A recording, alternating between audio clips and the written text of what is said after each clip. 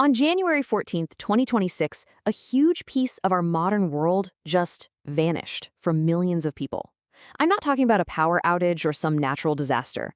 I'm talking about the network. Today, we're digging into the day Verizon, one of the biggest carriers in the country, just went dark. Just think about it for a second. You reach for your phone to make a call, shoot a text, look up directions, and there's just nothing. No bars, no connection, just a blank, silent screen. Kind of creepy, right? Well, that little nightmare scenario became a reality. For hours, a massive chunk of the United States was totally cut off. Their digital lifelines were just gone. It was like a nationwide experiment in what happens when the network suddenly dies. So what did this actually look like for people on the ground? Well, the first clue for most was a weird little message that popped up on their screens, a message that threw them into what's known as SOS mode. And listen, this wasn't some small, localized issue. We're talking a massive coast-to-coast shutdown. From New York City to Chicago, down to Atlanta and Houston, huge city centers were suddenly inside a communications black hole. Websites like Down Detector were just flooded with reports painting this picture of a total nationwide failure. So what even is this SOS message? It's basically your phone's last-ditch effort when it can't find its home network. In this case, Verizon. It frantically tries to connect to any network it can find, but only for 911 calls. Your normal calls, your texts, all your data, totally gone. Instantly, the question on everybody's mind was, how in the world did this happen? Was it some kind of coordinated attack? Did someone sabotage the system? The truth, it turns out, was something a lot more ordinary, but just as devastating. You know, when something like this happens, your mind immediately goes to a cyber attack, but Verizon and federal agencies were actually pretty quick to shoot that rumor down. The bad guy wasn't some hacker from the outside. The problem came from within. It was a software issue. But, software problem is kind of vague, right? So what does that really mean?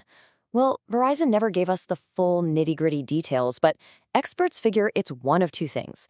It was either a routine software update that went horribly wrong, or maybe even a simple configuration change with a catastrophic typo.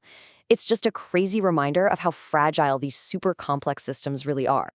So, once they knew what the problem was, the race was on. For thousands of engineers, January 14th became this frantic, high-stakes scramble to find that one bad line of code and bring a nation's communication network back from the dead. The whole crisis unfolded pretty clearly. The problem started to snowball around midday. It really peaked in the afternoon as millions of people realized, hey, my phone doesn't work. And that led to a long, long evening of repair work.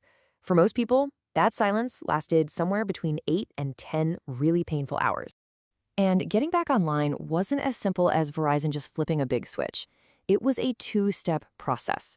First, their engineers had to fix the main software bug on their end.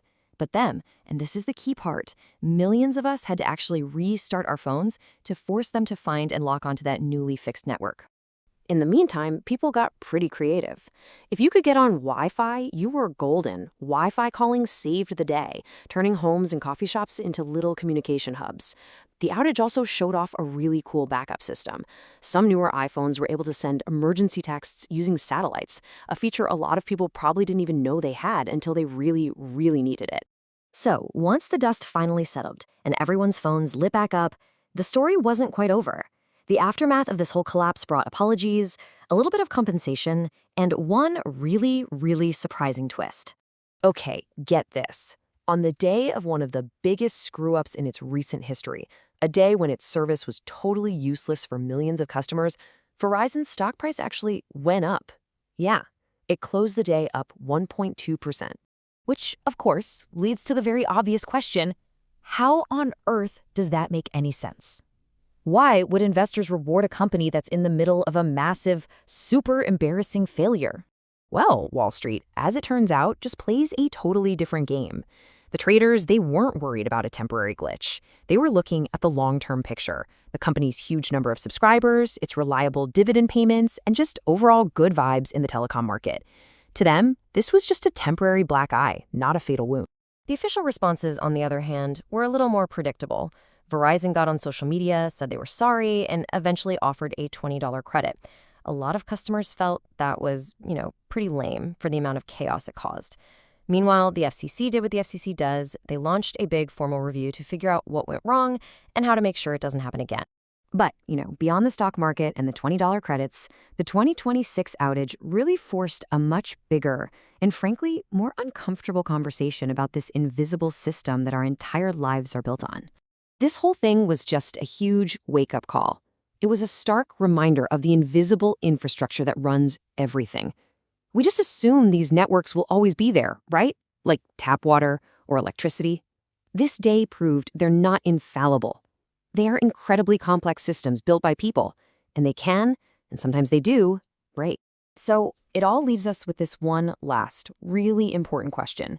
We've built an entire world that relies on being connected all the time, from everything from buying coffee to calling for an ambulance. The day the network died showed us the cracks in that foundation. So what happens next time? And maybe more importantly, what's our backup plan?